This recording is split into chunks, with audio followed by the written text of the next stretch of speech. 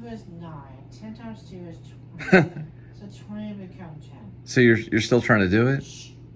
I got 6 questions. Okay. Alright, so now I got... I think Jared Leto's hacking my account or something. So we're going to go ahead and just get a hold of Washington. Have him do a SWAT sweep on his house. Let's see here.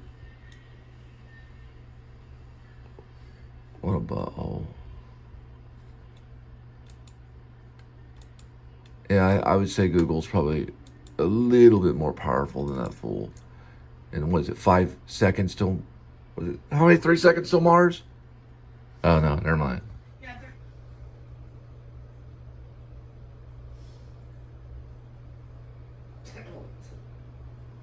So what is it called exactly?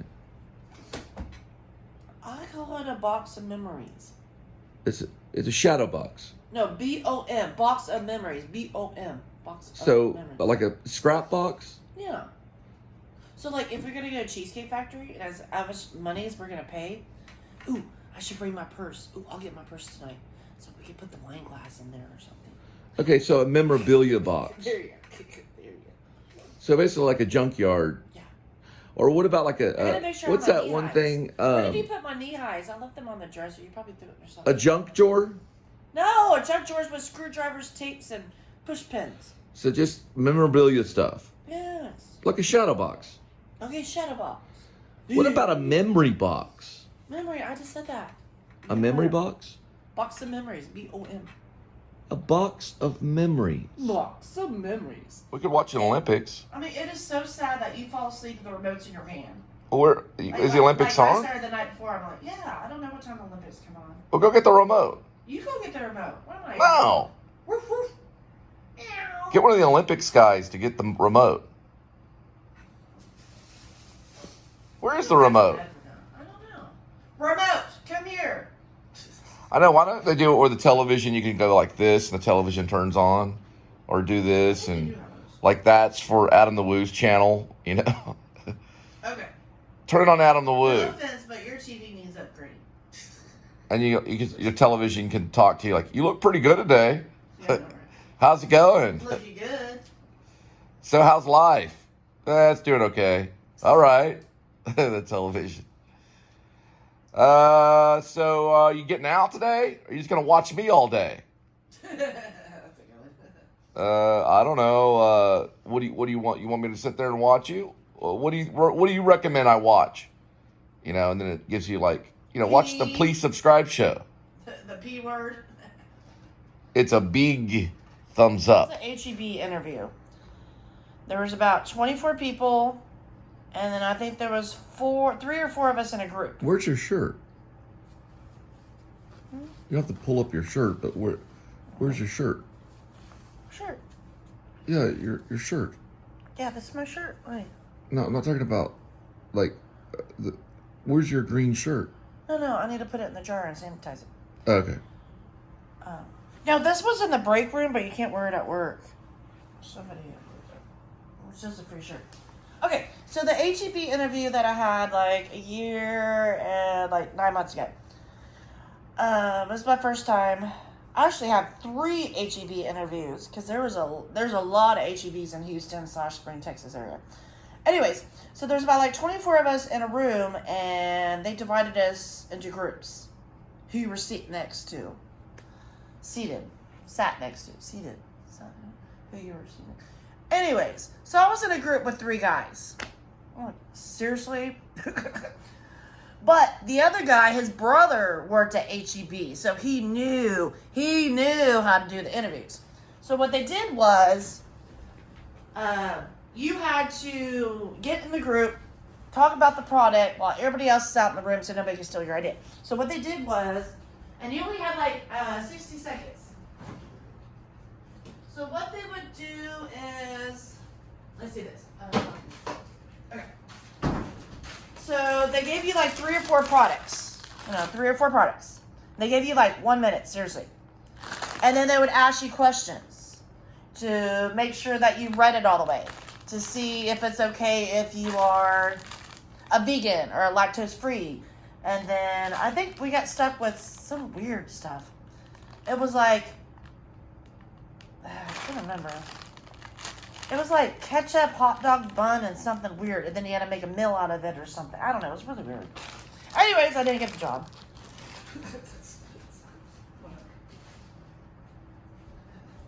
Yeah, it was really weird. Like, you had to take all the products and do... It was very, very weird interview. Yeah. But I did catch one thing that the other people in my group didn't catch, and then the other guy caught something I didn't. I think we had a gluten-free or lactose-free or something. I don't know. It was really weird. Okay, I'm waiting for the point. I think HEB pays pretty good, sweetheart. I think they're like $16, $17 an hour. They're really up there, sweetie. You talking about HEB? Yeah, HEB pays really good. So HEB pays well. All right, thank you. I haven't talked to her in years. I'm talking about years. I found her. I've been verified. Some of those phone numbers work, some of them don't, but this one worked. I haven't talked to her in probably 6 years since my dad's funeral. I haven't talked to her in 6 years.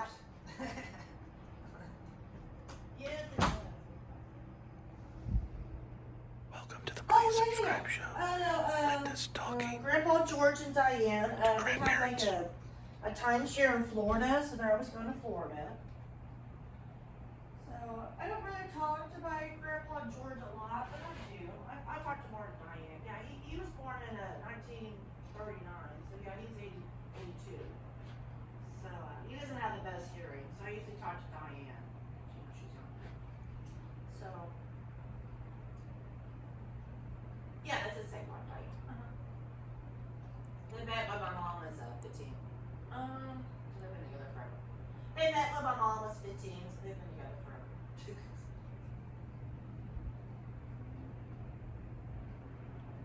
Oh no, so my grandma, she's in Florida. So I stayed with her for about 6 months back in 2013.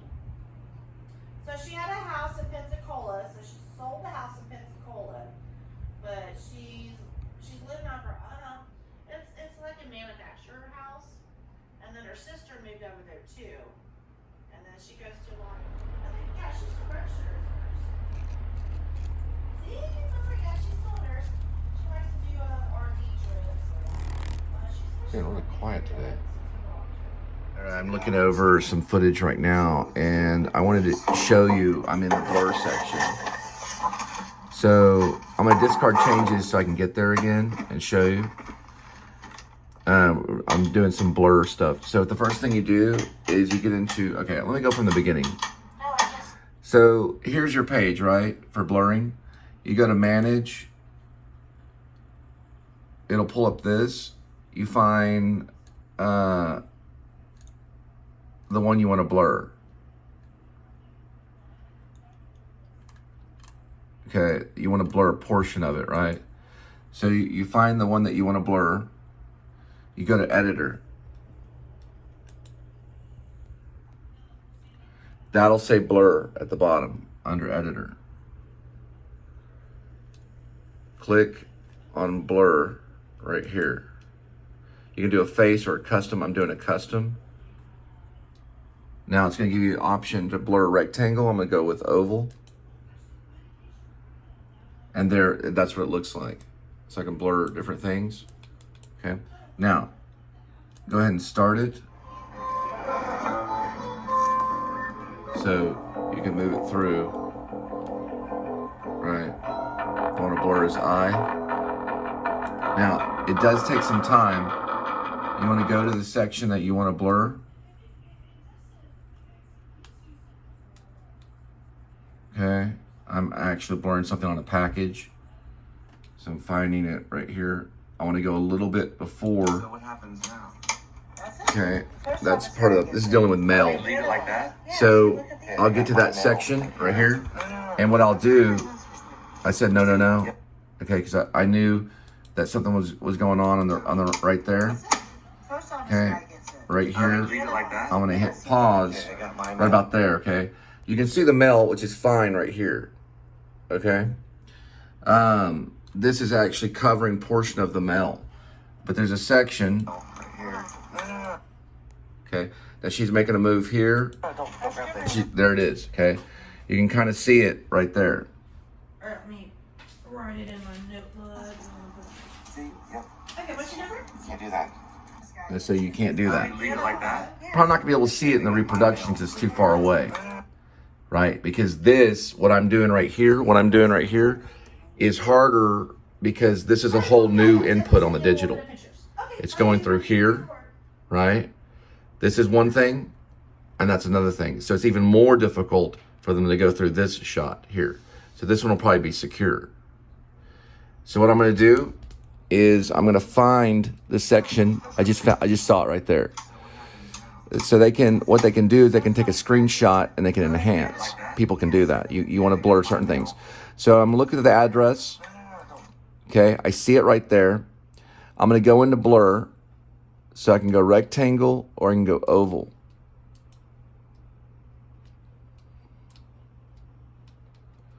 I can also do a track position or track object, and I can fix a blur position.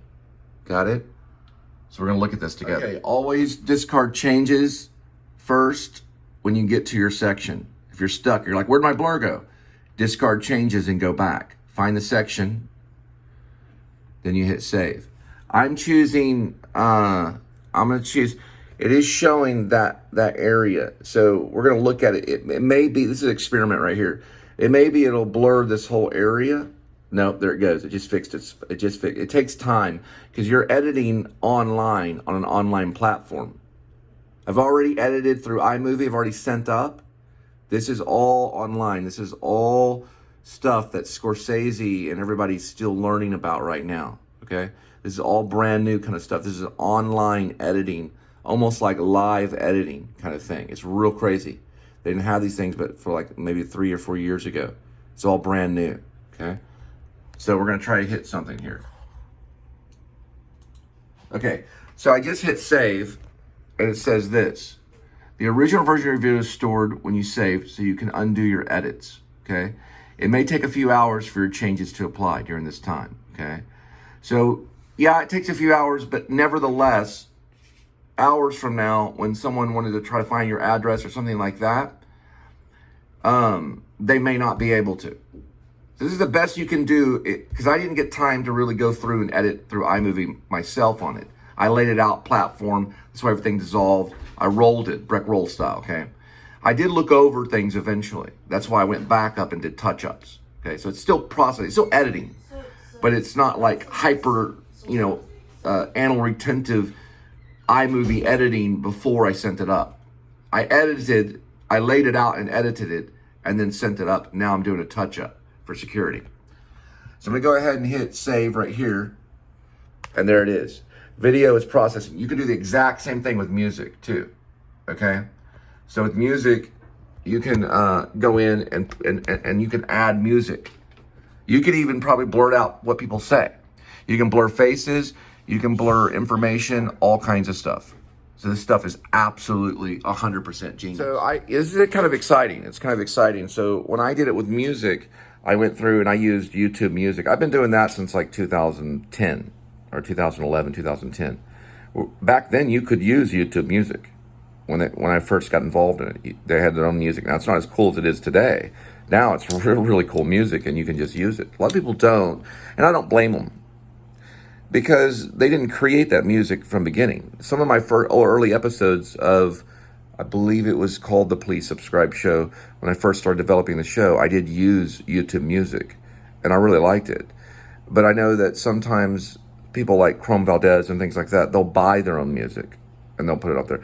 I feel a little bit better about buying the music, saying, hey, I purchased that music. I want that music to be there. It'll be there, right? That's one thing. If you write your own music, it's going to be there. You write your own music, it'll be there, or get the best lawyers in America or in the world and sue them to crapaloni, right? Because you can use your own music, right? Little Oscar Schmidt here, okay? You can use your own, and that's your music. No one can use your music. You lay down a show, and all of a sudden you're watching another show, and that's your music, sue, okay? Now, the only problem is that the only way you're probably going to be able to prove it's your music is by finding the original publication of your music, or if you set your music up on YouTube, it's considered published. You cannot take other people's music from YouTube. They will file a claim against you. And that claim will go in on your description. So if you get 4.5 million views, you're going to have to share some of that money, or you'll have to talk to some people. They will file a claim. It can happen. It's happened several times. One time I did a scene right here when we were first starting and developing the show. I thought, you know, I like that Fleetwood Mac song, Dreams. And I put that down, went back, the whole thing was blocked. The image, everything. Can't even access it. Because a lot of my stuff I store on clouds. That was because of Fleetwood Mac. So I suggest be careful with Fleetwood Mac. If I hear a Fleetwood Mac song, I turn everything off. I don't know what type of lawyers they have. I don't know what kind of claims they have. I went back and I looked, the video was blocked. It wasn't on mute. Now, a long time ago, back in 2010, when all this was going on, and you use somebody's music, like I think I used Mazzy Star, or I used someone like some rock star or something like that, I went back and it was just on mute. And I was like, what? And you could see the images, but you couldn't hear it. But with this Fleetwood Mac post, it was just blocked. So I was like, you know, I think I used Fleetwood Mac's Dreams. And it was Linda on the couch and all this kind of stuff. And it was just, the whole video was gone. It just said blocked. And we never went back to be able to access it. I think I might have some copies of it, but it was just her, and we were listening to Dreams. And I was shooting her from up above. And Dreams was playing the song, Fleetwood Mac song. I thought, this is really cool. And I was filming it, and I was listening to it. And I was, see, if you use your own music, you're in the green. You're okay. I try to use most of all my own music if I can. Now I can go into a music store, and I can go in with a device. You can put it right up to the speaker on an amp. If you want to go into a studio and spend thousands of dollars and lay down some good music to get it on a file, you can do a MP4 file. What is it? They call it? They call it, I think, an MP4. And there's also an MP3. You can do an MP3 file, whatever. Those will go on to, usually if it's going on to your iPhone, it's probably going to be an MP4, because I think they use Apple uses MP4, but you can save it as a file on your actual phone. As long as you save it as a file on your phone, iMovie's going to read it, and you just tap it right in. So you can do it that way. You can use voice memo on your phone and record right through voice memo. You hit voice for memo, play a little song, you can do a little sing a little song. That can be your opening, which is not a bad idea. La la la la la la la la la. Please subscribe. You know, the Please Subscribe show.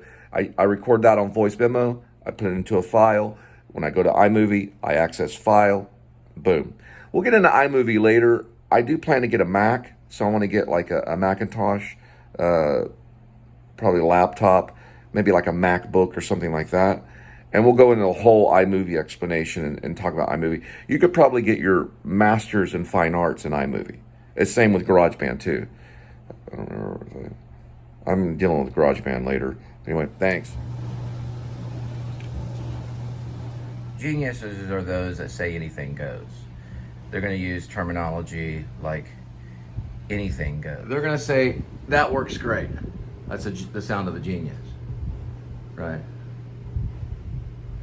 They're going to say, oh, we'll just do this and yeah, that's about perfect. They're going to be like, you're wonderful.